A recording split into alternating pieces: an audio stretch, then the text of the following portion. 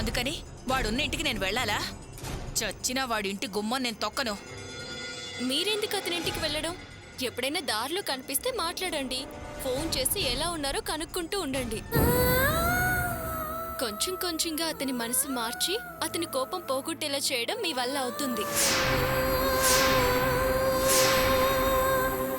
ఇంత కష్టపడి ఒప్పించాల్సిన కర్మ నాకేం పట్టలేదు. పోతే పోరా అని వదిలేస్తాను. ఏంటత్తయ్య అలా మాట్లాడతారు? తల్లి కొడుకుల మధ్య ఎన్నో విభేదాలుండొచ్చు. అందుకని కొడుకుని కోడల్ని ఇంట్లో నుంచి గెంటేస్తారా? వాడంతటా వాడు మనసు మార్చుకునొచ్చి నన్ను రమ్మంటే నేను ఏమీ అన్నో. వాడు నా కొడుకే కదా. ఈ మాట చాలత్తయ్య. అతనితో మాట్లాడతాను. అతన్ని ఒప్పిద్దాం. మునుపట్లాగా మీ మాట జవదాటిన అబ్బాయిలాగా మార్చుకుందాం. మీరేం దిగులు పడకండి. ఇప్పుడు మీ చేత్తో ఒక కప్ కాఫీ ఇవ్వగలరా? సరే పదమ్మా.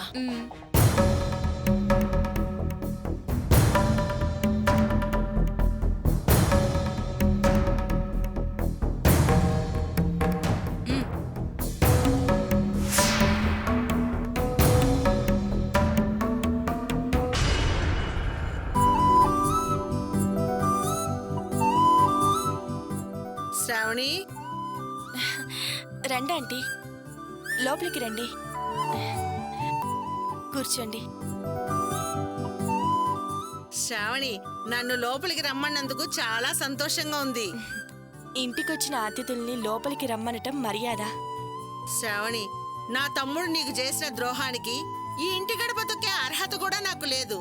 మనసు ఆపుకోలేక మన్నించమని అడగడానికి వచ్చానమ్మా. అయ్యో ఆంటీ, మీరెందుకు క్షమాపణ అడగటం? ఎలా ఉన్నావమ్మా శ్రావణి? చాలా సంతోషంగా ఉన్నానంటీ. కలకలలాడే నీ మొహం చూస్తేనే తెలుస్తుంది నువ్వు చాలా సంతోషంగా ఉన్నావని. నవ్వుతూ తిరుగుతూ ఉండాల్సిన నువ్వు నా తమ్ముడు ఎంతో బాధ పెట్టాడు. అవునాంటీ, మిమ్మల్ని చూడగానే ఆ విషయం అంతా నాకు వెంటనే గుర్తుకొచ్చింది. వయసుకు చిన్నదానివైనా పెద్ద మనసుతో చాలా పద్ధతిగా మాట్లాడావు తల్లి.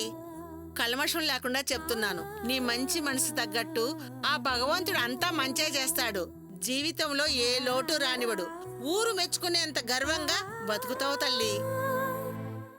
మంచి భర్త దొరికాడు, మహారాణిలాగా చూసుకుంటాడు. ఆ శ్రావణి, నీకు ఒక ముఖ్యమైన విషయం చెప్పాలి. చెప్పండి ఆంటీ. నీకు నా తమ్ముడు క్షమించరాని ద్రోహం చేశాడమ్మా. అందుకే మీరెలాంటి శిక్ష వేసినా అనుభవించడానికి సిద్ధంగా ఉన్నాడు. మీరు పెద్ద మనసుతో క్షమించేస్తే వాడికి మనశ్శాంతిగా ఉంటుందమ్మా. చేసిన తప్పుకు పరిహారంగా మీకోసం ఏదైనా చేయాలనుకుంటున్నాడు. ఈ ఇంటి కాగితాలు మీకు ఇచ్చేయమని పంపించాడు. తీసుకోమ్మా. వద్దాంటీ.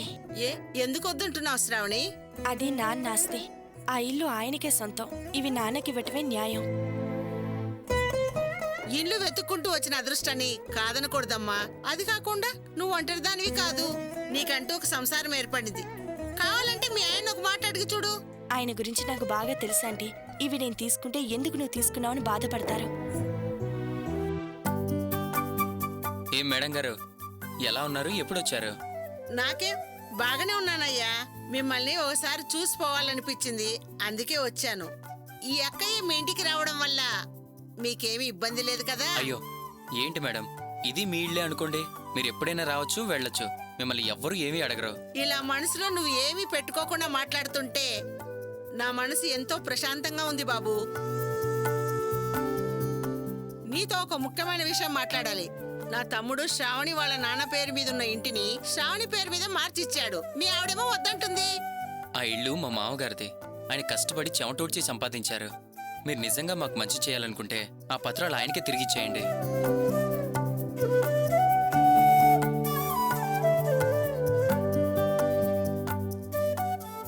మీ భార్యాభర్తలు ఇద్దరు కూడబలుకొని ఒకే మాట మాట్లాడారు. మీ కోరిక నేనెందుకు కాదనాలి? మీరు చెప్పినట్లే ఇవి రామూర్తికి ఇచ్చేస్తాను. ఏమ్మా శ్రావణి, ఇప్పుడు నీకు సంతోషమే కదా? నేను ఇంటి దస్తావేజుల గురించి మాట్లాడగానే తను బాధపడింది. మీ ఆయన ఒక మాట అడగమని చెప్పాను కూడా. నా మాటే ఆయన మాట అని చెప్పడం పూర్తి కాకముందే నువ్వు చెప్పినట్టు అలాగే చెప్పింది. మీరు ఇంత అన్యోన్యంగా ఉండడం చూస్తుంటే నాకు చాలా ఆనందంగా ఉంది బాబు. ఇంత అన్యోన్యంగా ఉండడం గొప్ప విషయం కాకపోయినా జీవితాంతం ఇలాగే ఉండాలి.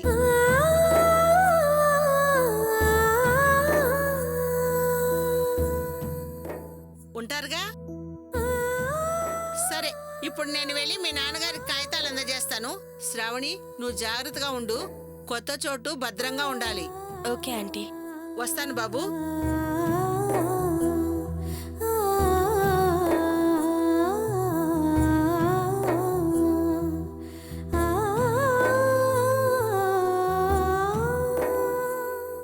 హలో మేడం, ఏంటి ఏదో డీప్ థింకింగ్లో ఉన్నారు? లేదండి, ఆవిడ చివరిగా చెప్పిన మాట గురించి ఆలోచిస్తున్నాను. ఏం చెప్పింది? ఇప్పుడు అన్యోన్యంగా ఉండటం ముఖ్యం కాదు, జీవితాంతం ఇలాగే ఉండటం ముఖ్యమని అన్నారు కదా. శ్రావణి, కొత్తగా పెళ్ళైన వాళ్ళకి కామన్గా అందరూ ఇచ్చే అడ్వైజే ఇది. దీని గురించి ఎందుకు ఆలోచిస్తున్నావు? లేదండి, ఎందుకు ఆవిడ అలా చెప్పింది? మనమిద్దరం కలిసి ఉండలేమని అనుమానపడుతుందా? మనం విడిపోతామా? శ్రావణి, ఆవిడ ఆ ఉద్దేశంతో అనలేదు. యవ్వనం వయసులో ఉన్నప్పుడు ప్రేమ ఇష్టం ఎక్కువగా ఉంటాయి. అందుకే మొదట్లో చాలా సంతోషంగా ఉంటారు. అదే వయసు అయిపోతున్నప్పుడు శరీరం మీద వ్యామోహం తగ్గిపోతుంది. నిజానికి ప్రేమించుకునే వాళ్లే ఆ సమయంలో విడిపోతారు. మనమేమీ శరీర ఆకర్షణ చూసి పెళ్లి చేసుకోలేదు కదా.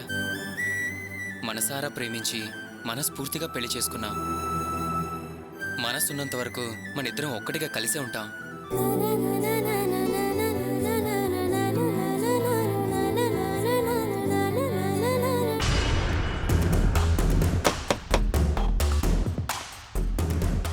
రండి సార్, లోపలికి రండి.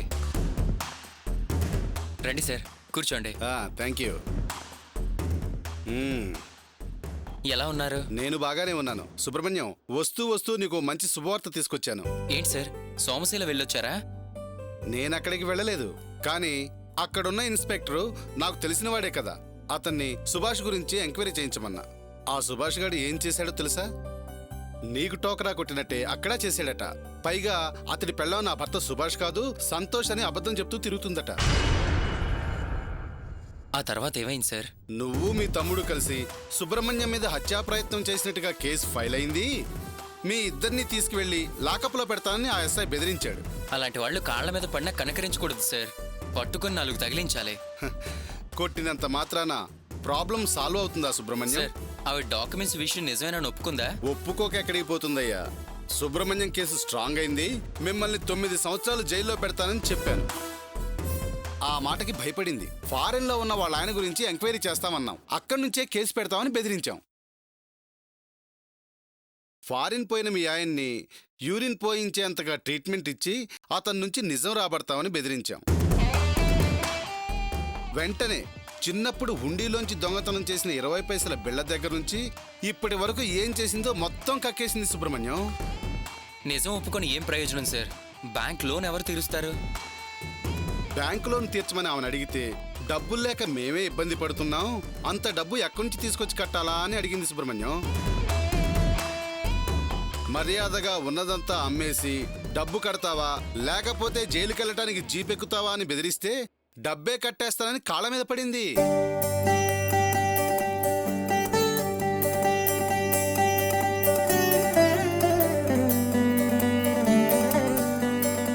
సార్, మీరు చెప్పేది నిజమా సార్? నిజమేనయ్యా. రేపు డబ్బులు బ్యాంకులో కడతానని చెప్పిందంట.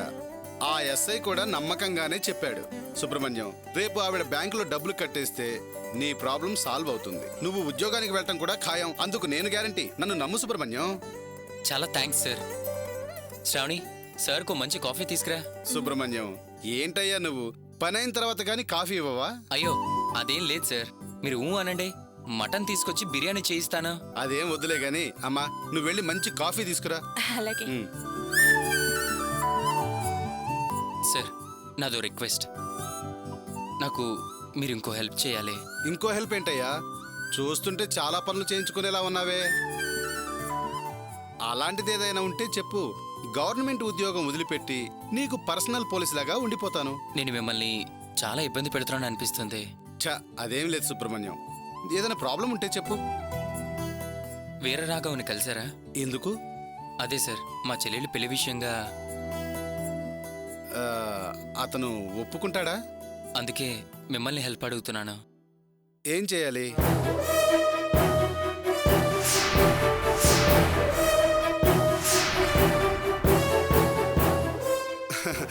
మంచి ప్లానే, వెళ్ళి మాట్లాడదాం. సార్ ఇందులో ఏదైనా సమస్య ఉందా? సమస్య? అతను చేసిన పనికి తలాడిగినా అతను ఇవ్వాల్సిందే. మీ చెల్లెలి మెళ్ళో తాళే కదా నువ్వు అడుగుతున్నావు. నువ్వేం కంగారు పడకు. 2 రోజుల్లో వాడిని జుట్టు పట్టుకుని లాక్కొచ్చి నీ ముందర నిలబెడతాను, సరేనా?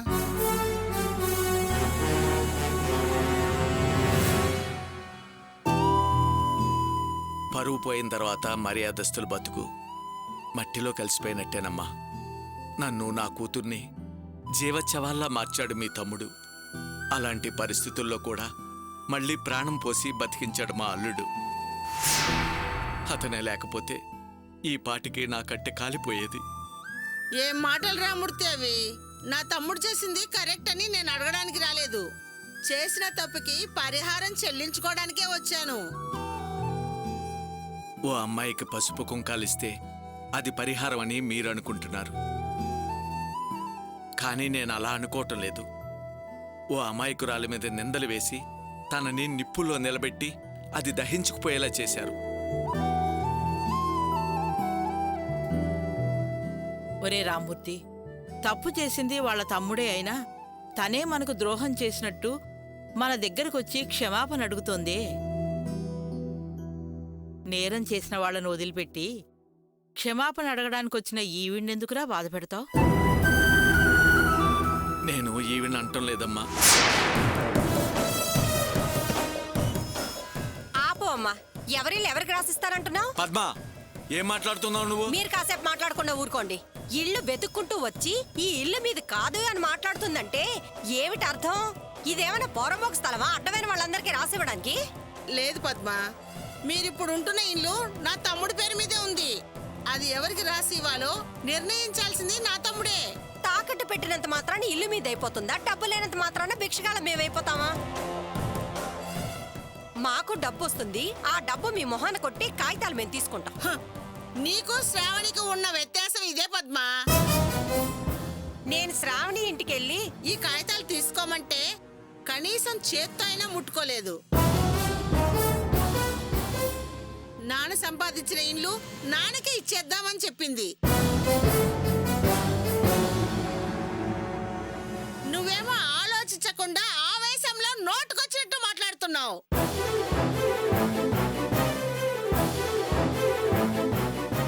శ్రావణిని అర్థం చేసుకో పద్మ. అహంకారంతో మిడిసిపడే నా తమ్ముడే శ్రావణి వల్ల మారాడు. శ్రావణిను సుబ్రహ్మణ్యం ఏమన్నాడో తెలుసా? మీరు మాకు మంచి చేయాలనుకుంటే ఇవి మా నాన్నగారికి ఇచ్చేయమని చెప్పారు. వాళ్ళ సంతోషం కోసమైనా తీసుకోరా మూర్తి. తీసుకోరా. మంచివాళ్ళు చెప్పే మాటలు, వాళ్ళు చేసే సహాయం వద్దనకూడదు.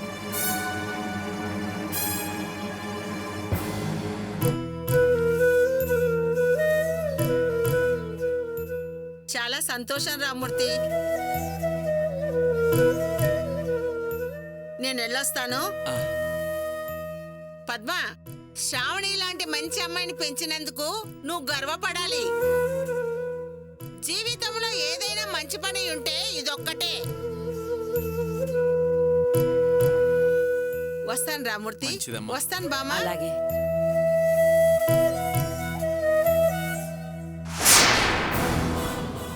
ఆపద నెత్తి మీద పడి అంతమైపోతుందనుకుంటే పత్రాలు పంపించి దాని మూచేతి నీళ్లు తాగేలా చేసింది. ఛ! ఇదంతా నా తలరాత.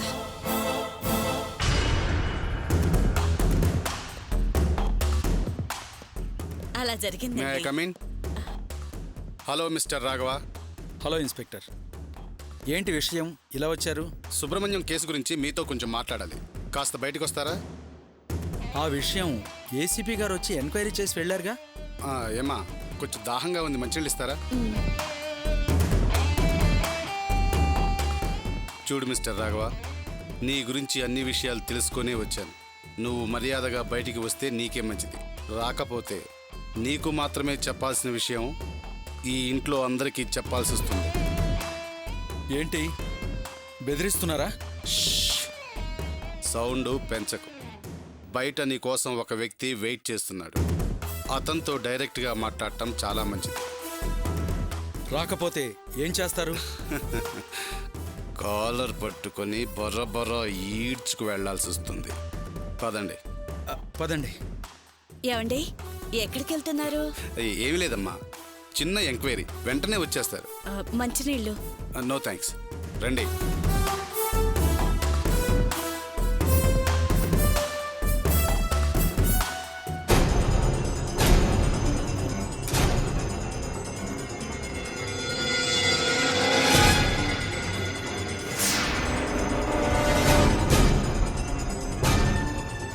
రండి, ఎక్కండి.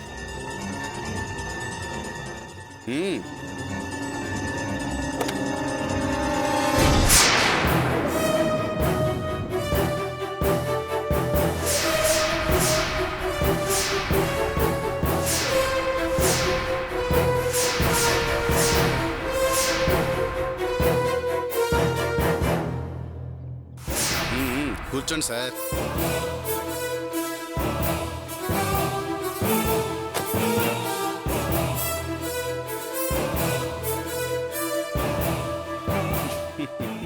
నమస్తే సార్, ఎలా ఉన్నారు? ఇందాకటిదాకా బాగానే హుషారుగా ఉన్నాడు. నిన్ను చూసే పరేషాన్ అవుతున్నాడు. ఏంటి ఎంక్వైరీ అని చెప్పి ఇన్సల్ట్ చేస్తున్నారా? ఇన్సల్ట్ కాదు, కన్సల్ట్కే తీసుకొచ్చాను. అఫీషియల్ ఎంక్వైరీ అయితే చేయండి, అంతేగాని పర్సనల్ మ్యాటర్ అయితే నేను ఉండను. నేను వెళ్తాను. ఏయ్, ఆగా. ఏంటయ్యా పర్సనల్? చేసేమో క్రిమినల్ పనులు, మాట్లాడేదేమో నాజుకు మాటలా.